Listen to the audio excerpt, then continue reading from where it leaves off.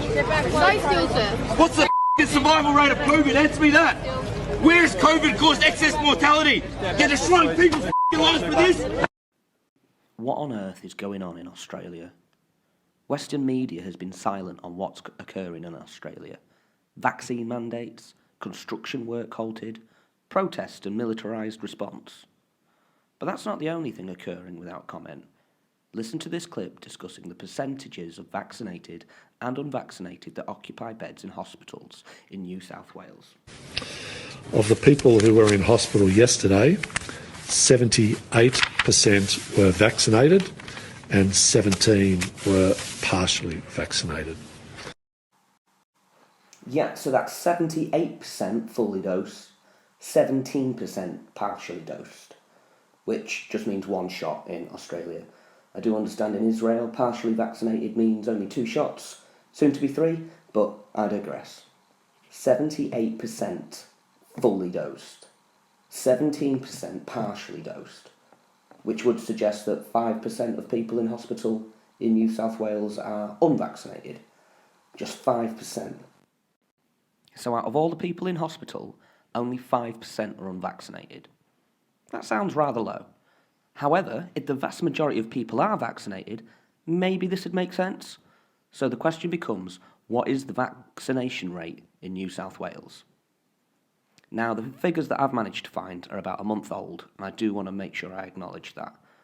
According to the article shown on screen, there is a geographical divide amongst those in New South Wales along what is known as the latte line, which divides the haves and the have-nots, apparently.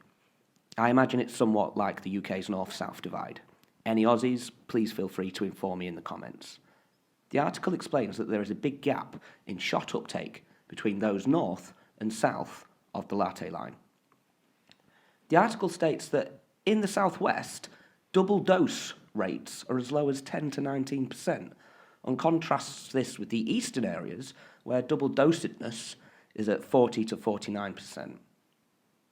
So if the maximum local double dosed rate is 49%, but as low as 10%, why are 78% of those who are in hospital vaccinated? They're overly represented. If between 80% and 50% have either had one or more likely no shots, why does this group only make up 23% of those in hospital? Underrepresented. With stats like this freely available and the recent releases from Project Veritas, it's getting harder for the establishment to maintain their line. If it were your kid, would you get them vaccinated? I don't think they need it.